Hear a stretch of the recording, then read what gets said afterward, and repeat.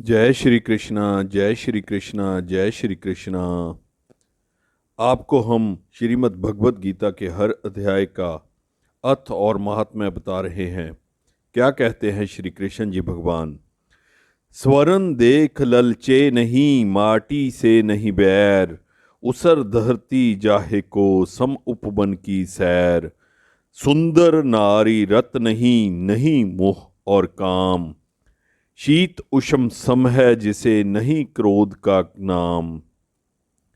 जैसे शोभे पलंग पर तिम धरती पर सोए, रोग द्वेष से रहित जो भक्ति में दृढ़ होए। हे अर्जुन उस जीव को जानो ब्रह्मा का ज्ञान, अत प्यारा बेजर मुझे अर्जुन निश्चय जान। अर्जुन भगवान श्री कृष्ण से प्रश्न करता है, हे प्रभु, प्रकृति किसे कहते हैं, पुरुष किसे कहते हैं, किसको क्षेत्र और क्षेत्रज्ञ कहते हैं, ज्ञान और क्षेत्र किसे कहते हैं, इनको कहिए। श्री कृष्ण जी बोले, कौन्तेय, यह श्री क्षेत्र कहलाता है, इसको जानने वाले को क्षेत्रज्ञ कहते हैं।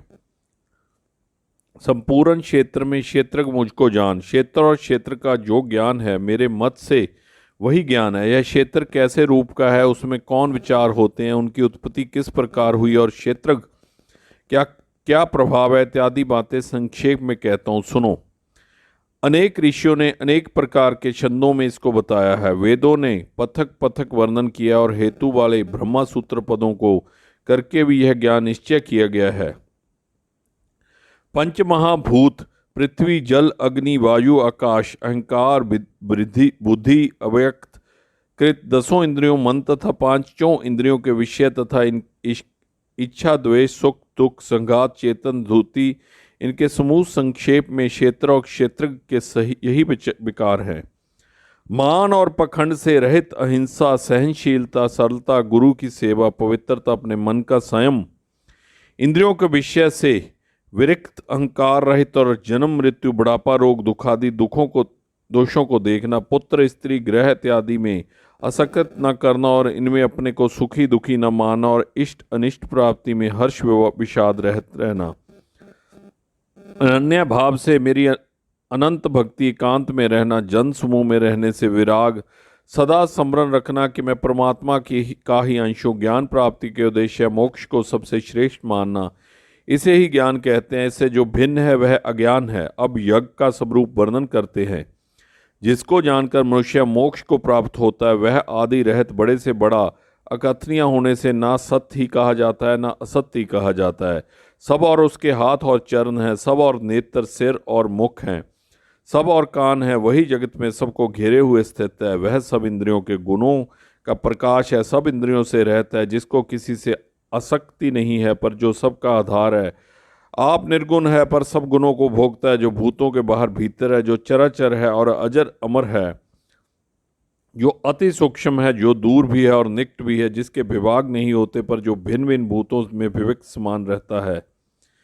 समस्त भूतों का पालन, नाश और उत्पन्न करने वाला वही श्रेय है। वह अंधकार से परे ज्योतिषान पदार्थों को ज्योति देता है। वही ज्ञान जानने योग्य पदार्थ ज्ञान के द्वारा जानने के योग्य सबके हृदय में वास करता है। इसी प्रकार क्षेत्र ज्ञान और यज्ञ इनको संक्षेप में कहा है। इन्हें जानकर मेरा भक्त मेरे पद के योग्य होता है।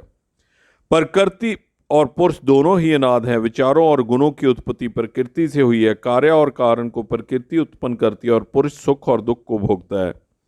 प्रकृति में पुरुष रहता है, प्रकृति के गुणों का भोग करता है, तद अनुसार उत्तम तथा अधम योनि में जन्म लेता है। इस देह में उपद्रष्टा, उन्मत्ता, भ्रता, भोक्ता, महेश्वरी, परमात्मा और परम पुरुष रहते हैं। इस प्रकार गुणों के साथ प्रकृति और पुरुष को जो जानता है उसका रहन सहन चाहे जैसा हो, फिर नहीं जन्मता। कोई ध्यान से, कोई सांख्य योग से और कोई कर्म योग के द्वारा अपने में आत्मा को देखते हैं, परंतु कोई इस प्रकार न जानते हुए दूसरों से सुनकर ध्यान करते और श्रद्धा से सुनकर वे भी मृत्यु के पार चले जाते हैं।